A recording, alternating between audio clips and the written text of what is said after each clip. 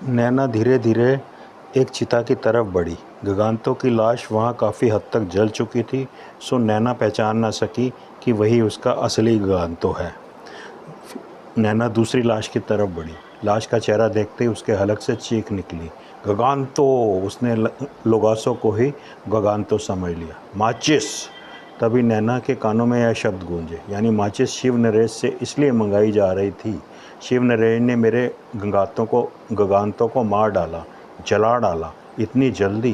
गगांतो! अगले पल नैना की दहाड़ उस जंगल में गूंजती चली गई। फड़ाक! तभी लोगासो के पेट के ऊपर की लकड़ियां उड़ी और एक गिंगो आसमान की तरफ उछला। फिर पीछे पीछे बाकी दो गिंगो भी उसकी बॉडी में से निकले, यूं जैसे कोई मिसाइल बाहर की तरफ छूटी हो। अर्जुन ने एकाएक नैना को बचाने की खातिर भागना चाहा कि देवी सिंह ने उसे पीछे खींच लिया।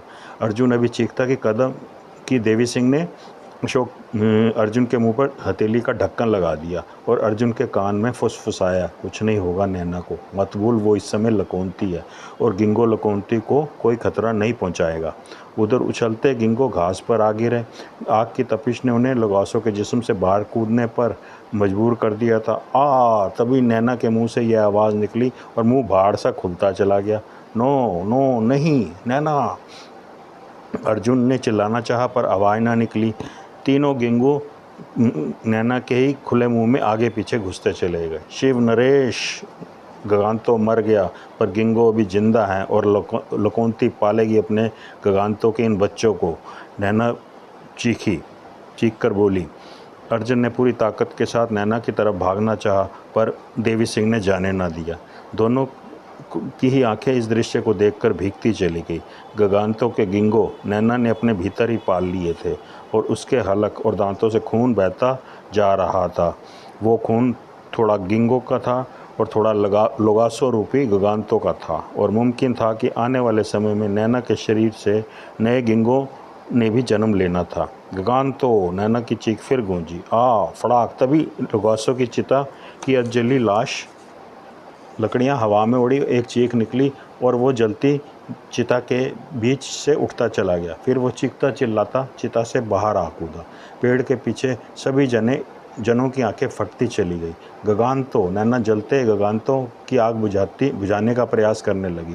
कोट पैंट पहने गगांतो के शरीर से धुआं निकलती आग बुझने लगी। लकोनती! तभी लोगासो के मुंह से खरखराती आवाज़ निकली, जो यकीनन लोगासो की नहीं थी। हमें किसने जलाया? शिव नरेश ने महाराज। लकोनती बोली, यानी नैना बोली। हमें उसे नहीं छोड़ना, हरगिज़ नहीं छोड़ना, कहती नैना लोगासो की छाती से जा लगी। लोगासो से बाहों में समेटता मुड़ा और दूर निकल गया। अर्जुन की आंखों में पानी उतर आया। उनके निकलते ही वो भी अपनी जगह से निकले और चिताओं की तरफ बढ़े। लकोनती बनकर आत्मिक रूप से तो अर्जुन से जुदा हो चुकी थी नैना, और आज रात तो नैना शारीरिक रूप से भी लोगासो को हासिल होने जा रही थी। मेरी नैना हर उस शख्स को हासिल होगी जो गगांतो बनेगा, पर मुझे कभी भी हासिल ना होगी। मन ही मन सोचता अर्जुन अपने मुकद्दर को रोने बैठ गया। फिर देवी सिंह भी कुछ ऐसा सोचता, अर्जुन की पीठ ठोकता, उसे सांत्वना देता रहेगा।